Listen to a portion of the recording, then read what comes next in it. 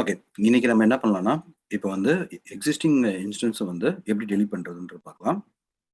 So என்ன பண்ணுங்க, service போங்க, கம்ப்யூட் போங்க, EC2 இன்ஸ்டன்ஸ் உடைய என்னென்ன சர்வர்ஸ் ரன் ஆகிட்டு இருக்குன்றதை பார்க்கலாம்.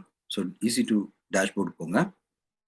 இதை போனீங்கன்னா கரண்ட்டாக ஒரு இன்ஸ்டன்ஸ் இருக்குது, அந்த ஒரு இன்ஸ்டன்ஸும் ரன்னிங்கில் இருக்குது. ஸோ ரன்னிங்கில் இருக்கிற இன்ஸ்டன்ஸை கிளிக் பண்ணுங்கள். கிளிக் பண்ணிவிட்டு எந்த சர்வரோ அந்த சர்வரை செலக்ட் பண்ணிக்கோங்க. நம்மகிட்ட இருக்கிறது ஒரு சர்வர் தான், அதனால ஒரு சர்வர் செலக்ட் பண்ணிட்டோம்.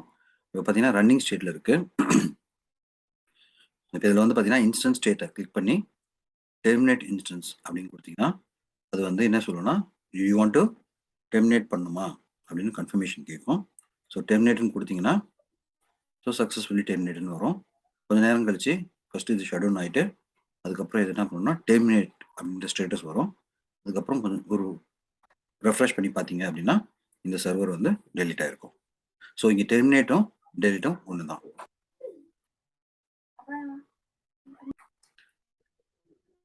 ஸோ இப்போ பார்த்தீங்கன்னா வந்து ரெஃப்ரெஷ் பண்ணும்போது உங்களுக்கு டெர்மினேட்னு வருது. ஸோ இன்னும் கொஞ்சம் நேரம் கழிச்சு பார்த்தீங்கன்னா ஸ்டில் கொஞ்சம் இது வந்து டெர்மினேட்டடில் தான் இருக்கும்.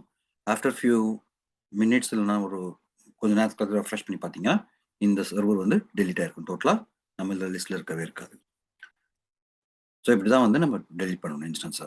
ஸோ என்ஷூர் பண்ணிக்கோங்க, நீங்கள் என்ன ஆக்டிவிட்டி பண்ணாலும், EC2 இன்ஸ்டன்ஸ் கிரியேட் பண்ணாலும், என்ன சர்வீஸ் ஆட் பண்ணாலும், இல்லை டெலிட் பண்ணாலும், கிரியேட் பண்ணாலும், நீங்கள் வந்து ஃப்ரீ டயரில் இருக்கும்போது நீங்கள் என்ன ஆக்டிவிட்டி பண்ணுறீங்களோ அதை ரிவோக் பண்ணிவிடுங்க. அப்படி பண்ணல அப்படின்னா உங்களுக்கு பில்லிங் ஆட்டோமேட்டிக்காக ஜென்ரேட் பண்ணிடும் AWSல. அதுக்கப்புறம் நம்ம கண்டிப்பாக பே பண்ண வேண்டிய சுச்சுவேஷன் வந்துடும். சரிங்களா? Okay, thank you.